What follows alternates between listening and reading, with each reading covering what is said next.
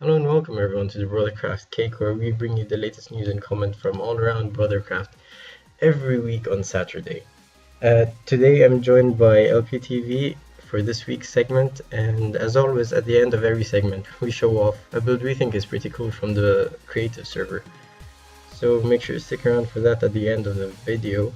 As well as that, we've got a list of topics for this week's Caek, and let's get started with it.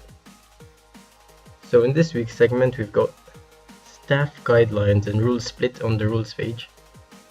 The SMP Dyn map is finally fixed.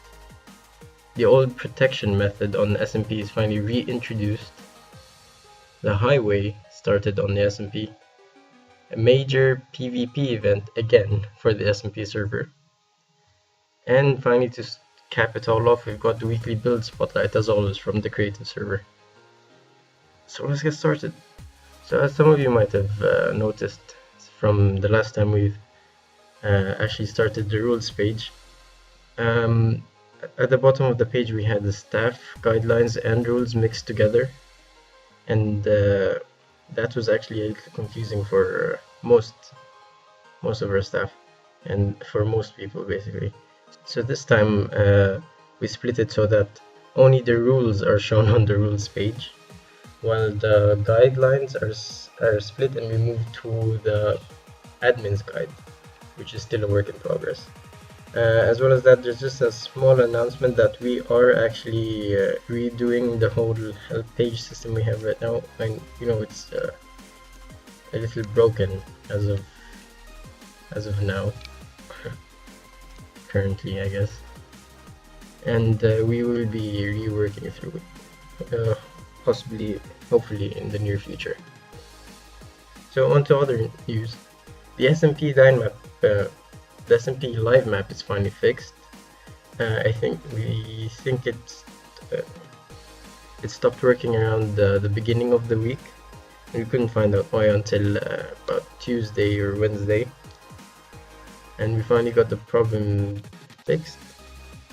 And now the live map is up for you guys to see on the survival at brothercraft.org/livemap. Now on to a major topic of today. The old protection method from the older SMP server is finally reintroduced into our new SMP server after the reset.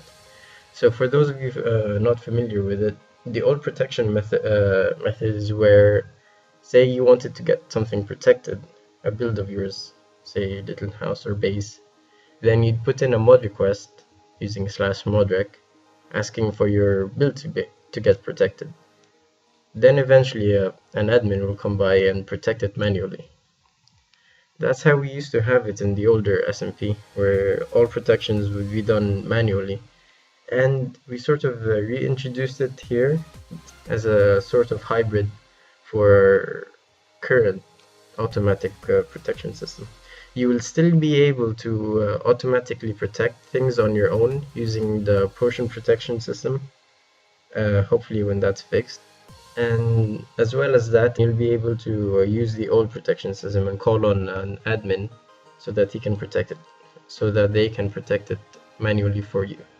As well as that, the new highway is started by Globe that spans throughout the server actually. As well as that, a new highway was started by Globe recently and a few other members that spans throughout the server. It's pretty massive actually. I've been through it like once or twice before, and it takes a good 10 minutes to get from end to end. You can see it right now from the SMP live map, and it spans pretty far throughout the map. Right now the end of the highway is moving west up at -673 on the X by -1309 on the Z. Feel free to expand the highway or connect it up to your own house, and you'll also be able to get to other people's houses from the highway itself. The highway was actually started by Globe74, I believe was his username, although I can't recall the complete username. It was also and a bunch of other users as well helped along with it. Before, it used to be a private highway, I believe, by Globe, and now many of the users on Brothercraft SMP actually use it to connect up to their houses, like Pearly, Trickle, and a few other people from the server. If you want to take a look for yourself at the road, just head on to SMP and you can head to the Warp Road. That's /warp space road, and you'll be automatically taken to the starting of the road near SMP's original spawn. And now on to an announcement many people have actually been waiting for. We've got a major PvP event planned for Brothercraft. Hopefully that should be hosted on our temporary event server. More details on that will come out soon on how to get to the server exactly. We planned it so that you should be able to use the unused portal right now on the hub server. Usually when you go to the hub server, you have 4 portals, one for SMP, the other for CMP, and one for hardcore, while one of them is boarded up.